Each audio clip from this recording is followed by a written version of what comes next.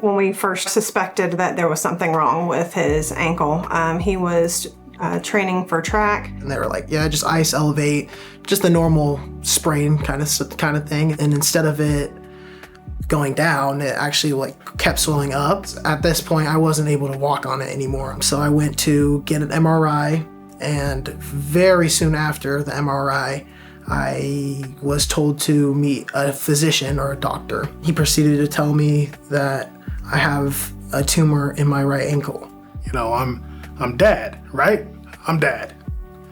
And, you know, but the one thing I can't do is watch my kids Hurting. Yeah. Laying in a hospital bed. At that point, we didn't know that amputation was a certainty. So truly, this was just, you know, a cancer fight at that point. The day that we found out from the doctor, I will never forget Brandon looking at me and saying if he had to lose his foot to live, he'd be okay with it. In the beginning, I was asking the questions like, why did this happen to me? Did I do something to like deserve this? But at some point I knew that wasn't gonna help me.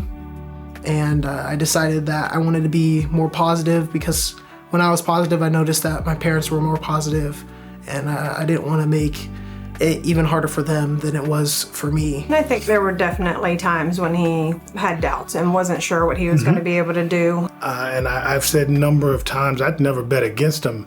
He doesn't know the meaning of the word quit or can't, or, you know, when he puts his mind to something and decides he's going to do it and he's going to accomplish it, he finds a way.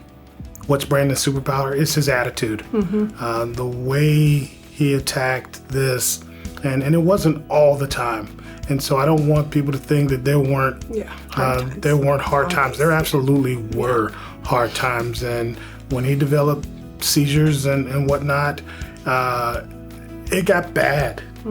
But he was able to pull himself out because he's such a positive person. After chemo was over, I started PT, started running, started walking again, started sprinting again, and eventually played my first season back of football my junior year. Finished another full year in football again after getting a Sports Illustrated article written about me, and now I'm playing for Eastern Washington University. I think people need to know about Sacred Heart is they care.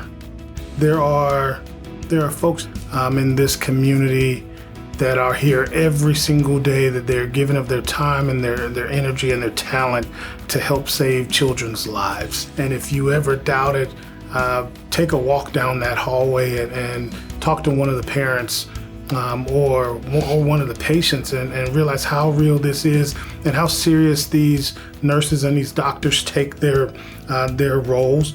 But then also talk with them, because they all have smiles on their faces because they know what they're doing. Sometimes I feel like I'm on top of the world. It does get much better than what I had to go through and that news, because right now I'm just so happy to even be here.